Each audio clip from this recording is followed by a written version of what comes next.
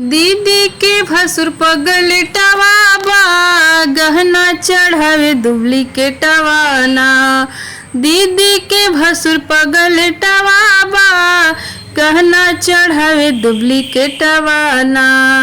गहना चढ़ावे खातिर आंगन में बैठल बा।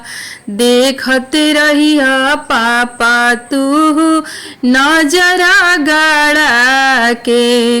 देखत रही पापा तू नजरा गड़ा के। दीदी के भसुर पगलटवा बा गहना चढ़ावे डुप्लीकेटवा ना। दीदी के भसुर पगलटवा बा गहना चढ़ावे डुप्लीकेटवा ना। गहना चढ़ावे खातिर आंगना में बैठल बा। देखत रही चाचा तू नजर गड़ा के। देखत रही चाचा तू नजर गड़ा के। कोइले करार भसुर हार सेट ले आईब। हार सेट ले आके हम बड़वा में चढ़ाईब। कोइले करार भसुर चैन ले आईब। चैन ले आके हम अंगना में चढ़ाईब। दीदी के भसुरा ठगले बा अंगना में इज्जत उतरले बा। दीदी के भसुरा ठगले बा अंगना में इज्जत उतरले बा। गहना चढ़ावे खातिर आंगना में बैठल बा। बैठी के भसुरा टुकु टुकु होता कता। बैठी के भसुरा टुकु टुकु होता कता।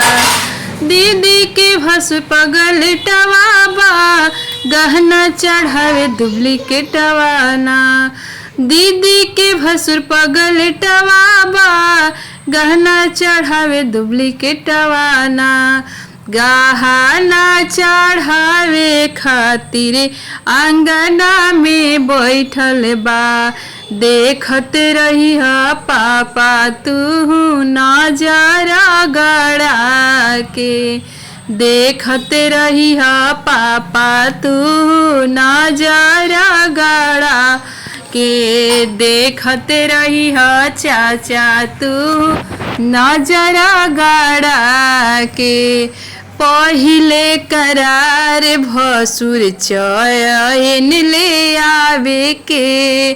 कोइले करार भसुर साड़ी ले आवे के।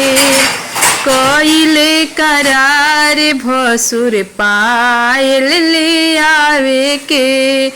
पायल ले आके हम मड़वा में चढ़ावे के। अंगूठी ले आके हम मड़वा में चढ़ावे के। दीदी के भसुर पगलटवा बा अंगना में इज्जत ले लसना। दीदी के भसुर पगलटवा अंगना में इज्जत ले लसना। दीदी के भसुर पगलटवा पापा आंगना में हो इज्जत ले लसे पापा। आंगना में हो इज्जत ले लसे पापा। दीदी के भसुर पगलटवा बा गहना चढ़ावे डुप्लीकेटवा ना। दीदी के भसुर पगलटवा बा गहना चढ़ावे डुप्लीकेटवा ना। गहना चढ़ावे खातिर टुकु टुकु ताकता। देखत रही भैया तू नजर गड़ा के। देखते रही मामा तू नजर गड़ा के पहिले करार भसुर अंगूठी ले आवे के पहिले करार कोइलन कान के झुमका ले आवे के झुमका न लैले साले आंगना में धोखा कइले दीदी के भसुर पगल टवा हो अंगना में इज्जत लेतवा हो दीदी के भसुर पगल टवा हो आंगन में इज्जत लेतवा हो पापा तू देखते रही नजर गड़ा के बैठल बाड़े भसुराई त टुकु टुकु